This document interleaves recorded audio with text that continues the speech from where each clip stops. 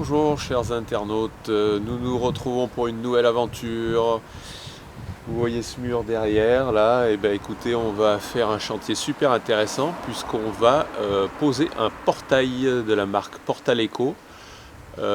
Pourquoi un portail? Parce qu'on a besoin de faire une place de parking à cet endroit, un accès donc motorisé avec un système qui va être super intéressant puisque c'est un portail autoportant, sans seuil sur toute la largeur, donc on va voir comment on installe ça.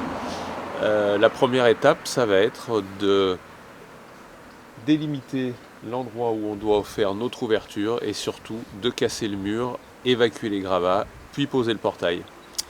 Un peu de boulot en perspective.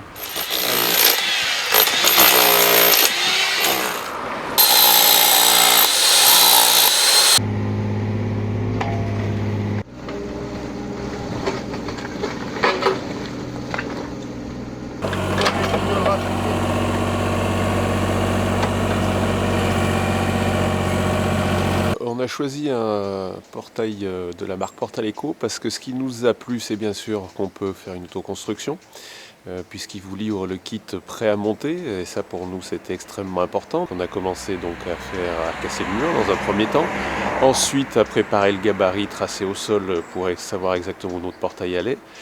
Pour ça, il livre un gabarit qui est extrêmement bien fait en métal, qu'on a vu ou qu'on va voir par la suite. On va finaliser donc les plots qui vont servir à supporter donc nos colonnes pour le portail coulissant.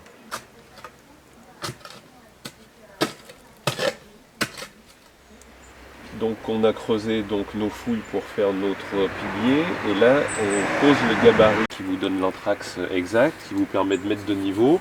Là il y aura donc nos tiges filetées qui vont dépasser, qui seront prises dans le béton pour fixer la colonne motorisée.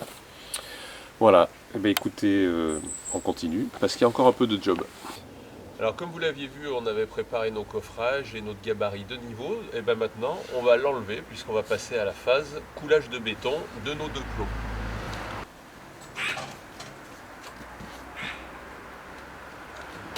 Alors on va mettre notre béton bien gras, 350 kg mètre cube.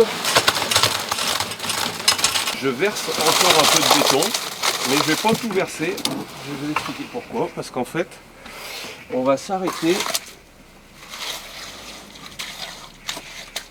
à ce niveau bas, ici à l'extérieur, au niveau bas du coffrage. Pourquoi? Parce que par la suite, ce coffrage-là, on va l'enlever. Donc il ne faut pas qu'il soit pris dans le béton. Alors notre platine, on va l'équiper avec les queues de carpe et les boulons. Alors vous voyez que la queue de carpe, c'est ça, hein, avec cette petite partie qu'on prend dans le béton, et le boulon. Alors on va mettre un boulon dessous, on le fait passer donc dans notre gabarit, et on va faire prendre le boulon de dessus, donc, et on s'arrête lorsque la tige filetée arrive au niveau du boulon, et on serre dessous. Une fois que notre béton a été coulé, donc on vient de poser la platine sur laquelle on avait mis donc nos tiges filetées. Et bien sûr maintenant il va falloir vérifier qu'on soit bien de niveau dans ce sens, mais également sur la platine, puisque c'est la platine qui détermine la verticalité de nos vis. Donc là on voit qu'il manque un tout petit poil à remonter, donc on a une cale ici qu'on va ajuster. Et là, on est impeccable. On va retirer maintenant le gabarit et décoffrer.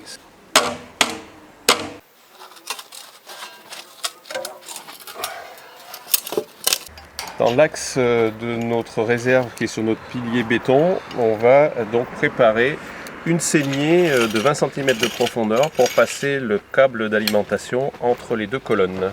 Maintenant, on va fixer sur nos tiges filetées donc nos boulons. On a commencé, vous voyez, à côté. Et ensuite, on va faire le réglage de niveau entre les rondelles comme ça, et en diagonale.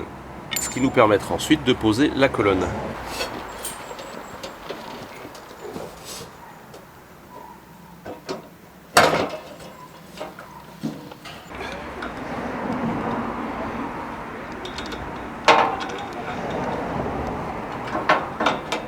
Donc mon câble qui va au deuxième poteau faire passer dans la réserve qui a été prévue et qu'il suffit de venir clipser.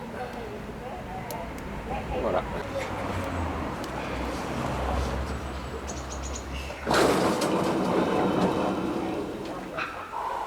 Alors là, on va faire notre test. Donc on voit là qu'il y a un petit jeu. Donc il va falloir travailler donc, sur les différents réglages en haut et en bas pour que notre portail ferme comme il faut. Et ensuite on mettra l'électricité pour tester le moteur. J'aime bien ce moment où on va raccorder l'électricité parce que ça veut dire qu'on a bien avancé. Il ne reste donc plus qu'à mettre nos fils sur le bornier qui était préparé. En reliant donc, c'est une installation non polarisée, donc phase ou neutre sur un des deux fils rouges et bien sûr la terre sur la terre. Quand le portail est raccordé, on va aller faire la mise en marche. Vous verrez sur la notice, c'est très bien expliqué. Faire une série de tests d'ouverture et de fermeture. Voilà, écoutez, cette pose de portail Portaléco est finie et je vous cache pas que quand on arrive à faire ça et que derrière il se passe ça, on est quand même super content parce que c'est vraiment agréable. Mais écoutez, à très bientôt j'espère pour une nouvelle vidéo et puis amusez-vous vous aussi. À très bientôt.